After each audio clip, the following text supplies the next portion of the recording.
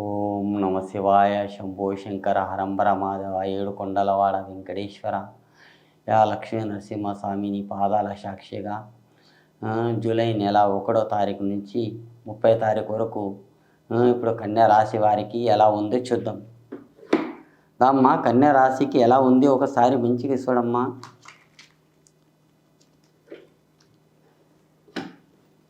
ఈ కన్యా రాశి వారికి బోలా శంకరుడు శివునికి పూజించుతున్నాడు. మీరు కూడా శివునికి మాత్రం మరవకండి. అసలు రాముడు వారి రాముడు కూర్చొని శివునికి వరమ అడుగుతుండు. మనం మానవ జనం, మనం ఎంత శివునికి మాత్రం మరవకండి. ప్రతి సోమవారం శివుని గుళ్ళో పోయి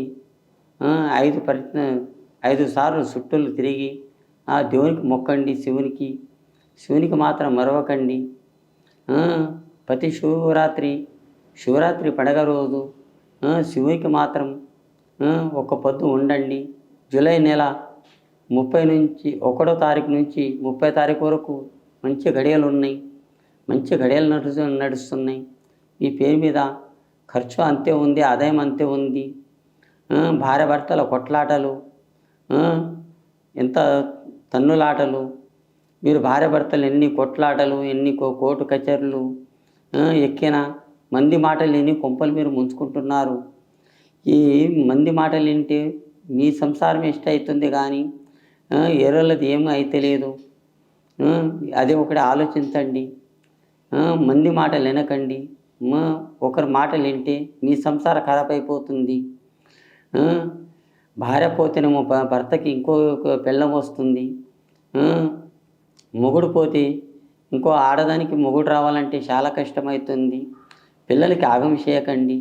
ఆ భగవంతుని దయ వల్ల అనుకున్న పనుల వల్ల మీకు ఎక్కడ పని మీకు మంచి జరుగుతుంది. మీ భార్య భర్తల మాట ఒక్కటి ఉంటే ఎవరేం చెప్పే అవసరం కూడా ఉండదు.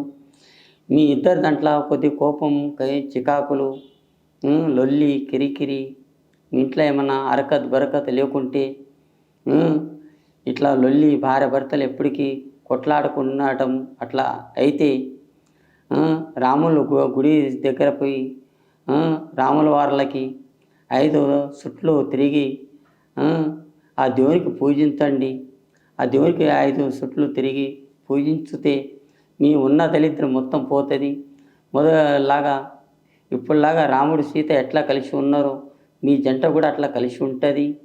ఇంకా మీ కడుపులో పుట్టిన సంతానం కూడా మీ పేరు నిలబెడతారు.